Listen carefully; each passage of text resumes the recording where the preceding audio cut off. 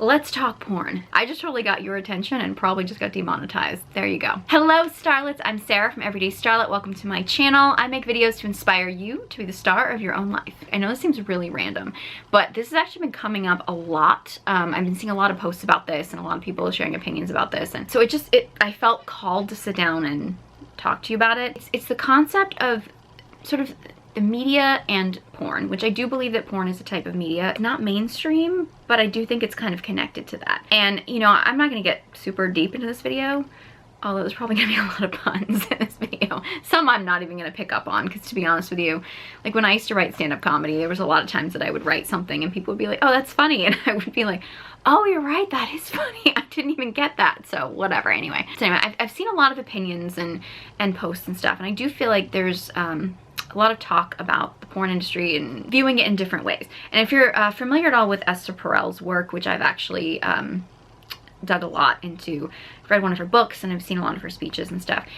She was talking at one point about the concept of America and how Americans, 'cause she's from Belgium, I believe, and the way Americans view sex and sexuality, and the concept that in one way we view it as being very bad, being very taboo, being very, like, you know, bottom shelf, secretive, like nobody, you know, and nobody talks about it, nobody does it, it's just very shameful. And on the other side, we essentially use sometimes outright pornography to sell everything, from like cleaning products, for God's sakes. Like, I mean, we use it for everything, and it may not be like flat out pornography, but it gets pretty close to it.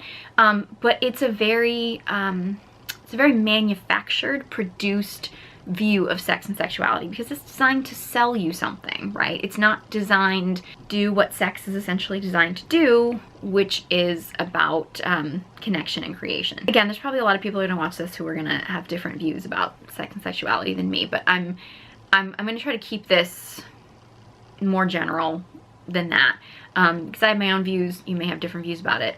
That's fine. But I got to thinking about it, and there was a couple different ideas that I've heard people express when it comes to the porn industry. On the one hand, there's a lot of people who argue about not shaming sex workers. And look, I just wanna say right away that you know, sex workers they're human beings, right? And while I'm not exactly, I fall in a really weird area about how I feel about that industry, so to speak. I do think that people that are in that industry, that work in that industry, are human beings and they deserve rights like everybody else. And I don't love the idea of shaming people in an industry that are just trying to make money. And it's like, if there wasn't a market for it, people wouldn't sell it, right? So shaming the people that work the industry without shaming the people who are the customers are, you know, one of the problems I have with this, and I was reading about this debate that was going on about in this specific situation, speaking of female porn stars, and the idea of not shaming them and referring to them as being like not real women. And that was kind of a debate and whatever. And one side was arguing that like that's dehumanizing and you shouldn't be saying they're not real women, and you know, and whatever. And I don't want to shame them, but I think what many people mean, maybe not everybody, because there are people out there who are gonna shame, haters gonna hate. I'm sure Taylor Swift would love that this video that I'm doing, I actually reference one of her songs. There you go. Part of the problem is that many women, not all, but many women in this industry they're manufactured as well, right? I mean, yes, they're human beings and they deserve respect, but they're nipped and tucked and puffed and pouted and fluffed and whatever, all these things, right? So like their body is not how a natural woman's body would really be. I mean, and yes, I know everybody wants to say, oh, all bodies are different and everybody's different, and yeah, it's like, yeah, but look, I've had these my whole life. This size on another woman that aren't real look different. They don't look real, okay? And then you've got women who, you know, they get the Brazilian butt lifts, which are like massively a thing right now, and it becomes this like created cartoonish image of women. And I know that there is the camp that will say, oh, well, no, it's really just enhancing the things that men are biologically attracted to. And yes, there are biological features that, you know, when a heterosexual man is looking at a woman that he finds to be more appealing.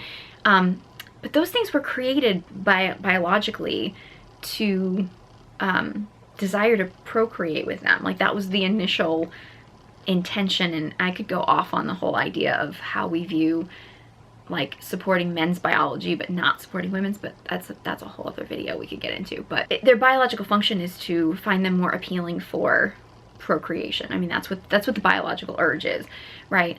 And I really don't believe, because I mean, nature designed us to procreate, to continue the species.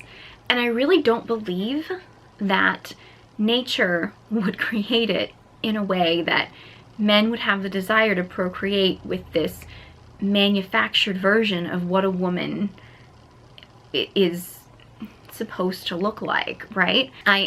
And so it puts this artificial idea into men's minds when they watch this, and into women's minds because they see men being drawn to this, and it creates this kind of like artificial notion.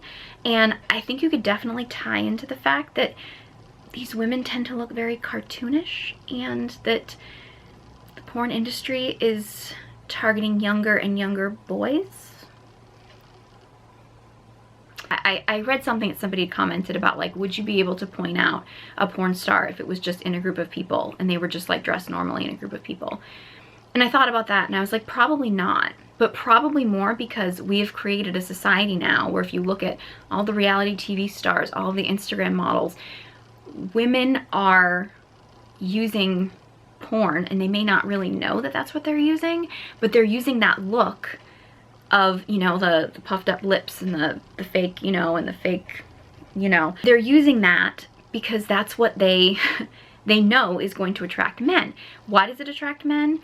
Some people argue it's biology. I would argue it's because from a very young age, these boys that get exposed to porn at a very young age, that's what they see sexually available women to look like. So that's what they become drawn to. Because, and no one will ever do research on this, so I don't think this will ever be proven. But I'm willing to bet that if they made porn and, you know, with obese women with body hair and mustaches, right? And that from the time that boys started becoming interested in sex, that's all they saw were, you know, videos and images of sexually available women that looked like that, then we probably would have women who'd be force feeding themselves lard, buying stick-on mustaches and trying to grow body hair. Like, to me, that's what's going on here, is that we're kind of like programming young boys to be attracted to this certain exaggerated view of things. And then you've got women who are like, well, okay, if I want to find someone, because I do believe that in general women do crave community, they crave connection, they crave relationships. And I'm generalizing here, obviously there are exceptions, but in many cases that's true. So they're like, well, if I'm going to get attention from these boys, I have to then look like this. And I think it perpetuates this cycle of, okay, well, so then these women look like this and then they become sexually available. So guys are like, okay, well, that's okay, this is the cycle, like we've completed it. And I think that's really dangerous because it constantly pressures women to have to feel artificial and fake, and to create this sort of false look, which really just puts up a barrier from who they really are, and people don't really get to connect with themselves, and we don't really appreciate natural beauty anymore. And yeah, so there's that aspect. And like, honestly, like, I could go on all day about how the mainstream media manipulates women to feeling that they have to look a certain way and stuff like that. I mean, that's for a whole other video, but I'm just talking about this in particular. The other thing that I was thinking about, and people were talking about whether or not porn gives people a false idea of what sex is. And I think it does. And look, full disclosure, I haven't really watched that much porn in my lifetime. It just doesn't really interest me. But it is marketed to men. It's made for and marketed to males. I would say young boys as well, but like males. Not to say that women can't watch it and can't enjoy it. Some women do. That's totally fine. But it's created and marketed to men. So it becomes this sort of like artificial male fantasy of what sex should look like. And unfortunately, I think a lot of young boys are using it as like a training manual, like as a instructional thing. And it really shouldn't be in many cases. So here's the analogy that came to my mind when I was listening to somebody have this sort of debate about the porn industry and how it relates to boys and sex, right? Porn is to sex like the WWE is to a street fight. Hear me out. When you're watching the WWE, if you're wrestling fans at all, right? Like, there's no doubt that these wrestlers are athletes. They are. Like, they're massively fit, and the things that they're doing are amazing feats of athletics. But they're not actually fighting each other, you know what I mean? Like, what they're doing is very physical, and it's risky, it's dangerous. They could very easily get hurt. Many of them do get hurt. But they're deliberately doing this for show. It's for entertainment. Like, they're putting on a production. They're heightening everything, and they're making everything really dramatic. But like, if some of these people were to do these things in real life, they could kill each other. Whereas like in a street fight, it's like rough and raw, and like you never know what's gonna happen. And like sometimes there's accidents, and sometimes things, you know, sometimes things just get silly and goofy and whatever. And it's just like, it is what it is. And when you look at porn, it's like, it's this produced version of sex. And I think a lot of men think that they can do what the men do in these videos to porn. And these porn stars, they get turned on right away. They can handle things much more aggressively than the average woman, partly because of, you know, camera tricks and things like that, but also because, I mean, that's their job. They're trained to do that. And then I think when you take that stuff and you try to bring it to a relationship, first of all, sometimes people can get hurt. It gets dangerous, right? If you're trying to emulate that in real life, in the same way if you were to try to emulate a wrestling move in real life and you didn't know what you were doing, like, you could hurt people, right? That, and plus it also, because it becomes this putting on a show, like in the WWE, you're putting on a performance, it's like these people don't really hate each other. They don't really have any kind of whatever. Most of them are friends, right? But then you go to like a street fight, and it's like usually there's like real emotion there. Like, there's real raw emotions that two people are trying to work out, right? It's like when you look at porn, it's like these two people don't have an emotional connection. Like, it's not real, true intimacy. Like, this is a staged production, and that's their job, and that's what they're doing, as opposed to sex, which is really meant for intimacy and connection, and in some cases creating a baby, or sometimes just creating more of a connection. And it's not real intimacy. I think that's where we get to, where it really is a false view of it. And it doesn't mean that there aren't certain activities that people see in porn and they're like, hey, I want to try this with someone, but it doesn't necessarily mean that everything translates exactly that way. That was just my view. And like, honestly, like media manipulation and masculine, feminine energies, sensuality, sexuality, femininity, stuff like that is like, they're all things that I'm exploring myself. And so there's just honestly thoughts that came to me, and I just really wanted to share with you.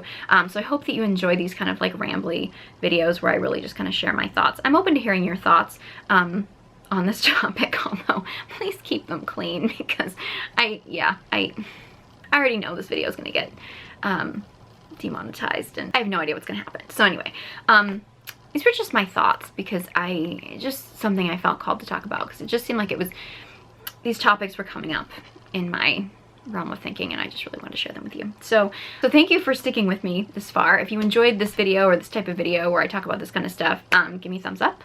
And I'm sure if you don't like it, you will definitely give me a thumbs down. I wouldn't question that at all. Some people give me a thumbs down. My video's been up for like 30 seconds, and I'm like, I know you didn't watch it. So did you just not like my face? Did you just not like the title? Like, what? I don't know, whatever. Anyway, if you want to follow me, all my social media handles will be in the description box below. Thank you guys so much for watching, and hope you join me next time.